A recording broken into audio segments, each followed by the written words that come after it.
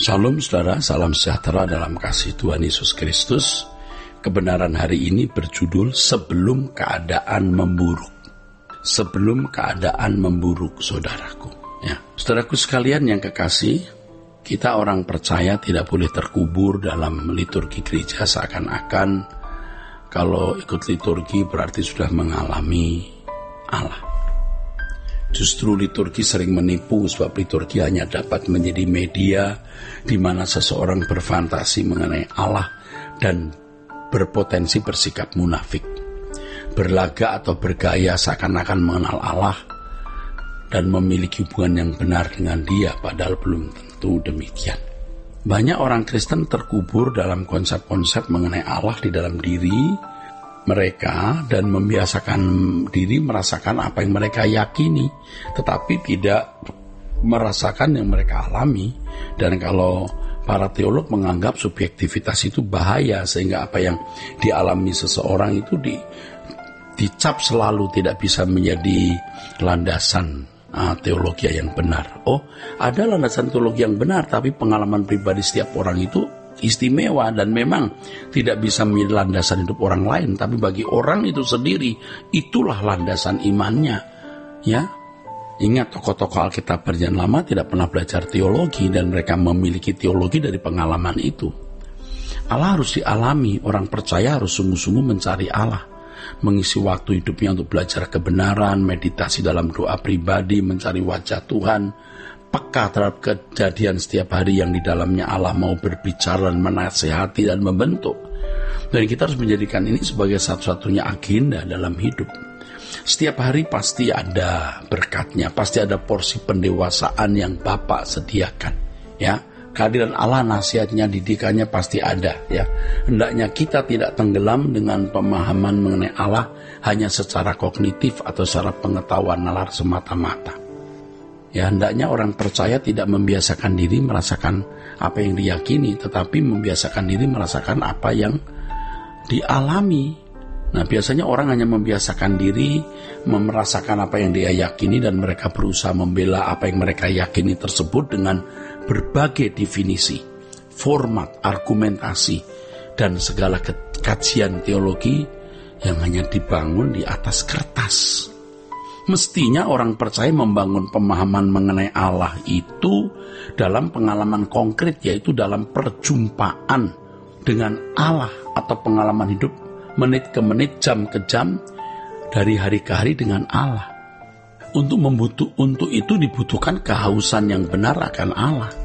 Untuk memiliki kehausan akan Allah, ya tolong deh kita jangan membuka diri untuk mencintai dunia dan tertarik dengan keindahannya. Nah, banyak orang belum berada di wilayah perjumpaan dengan Allah. Perjumpaan dengan Allah adalah wilayah yang harus menembus batas sampai di hadirat Allah atau hidup di dalam kehadirannya. Kita harus berjuang untuk benar-benar hidup di hadirat Allah, agar hadirat Allah bisa mencengkeram kita. Nah, hal ini membuat kita bisa mengalami perubahan yang signifikan untuk sempurna seperti Bapa dan serupa dengan Yesus.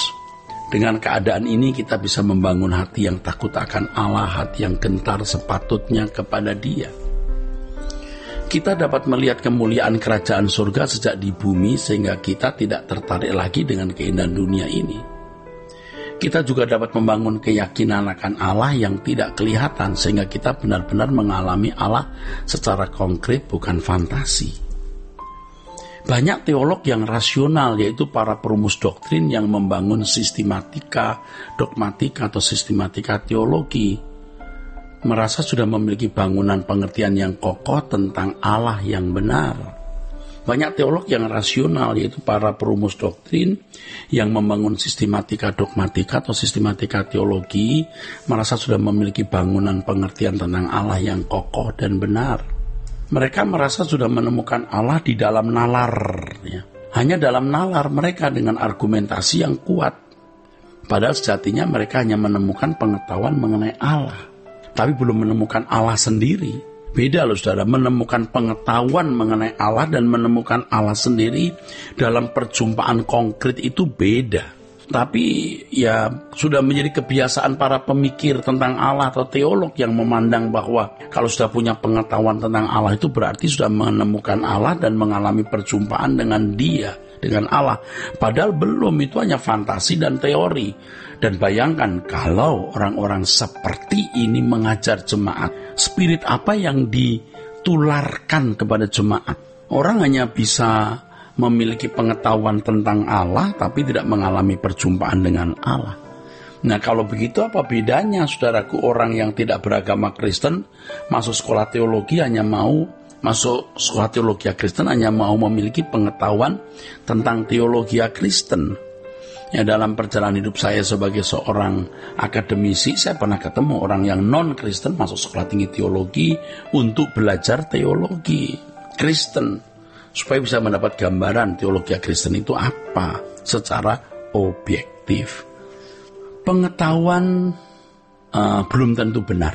Pengetahuan teologi atau teologi itu belum tentu benar. Itu asumsi bagaimanapun. Dan orang percaya kita tidak dapat menemukan Allahnya pada rumusan doktrin yang kita nalar. Ya, tapi kita harus mengalami perjumpaan konkret dengan Dia. Orang percaya dapat menemukan Allah dalam kehidupan konkret, sehingga dapat menangkap gerakan manuver tindakan Allah dalam segala hal yang dialami. Jadi orang percaya dapat menemukan Allah dalam kehidupan konkret, bisa. Dan menangkap gerakan Allah dalam segala hal yang dialami sampai dia mengerti kehendak Allah dan rencana-rencana Allah dalam hidupnya. Saudaraku, di tengah-tengah dunia yang fasik, banyak orang yang secara teori bertuhan tetapi secara praktis ateis, tidak bertuhan.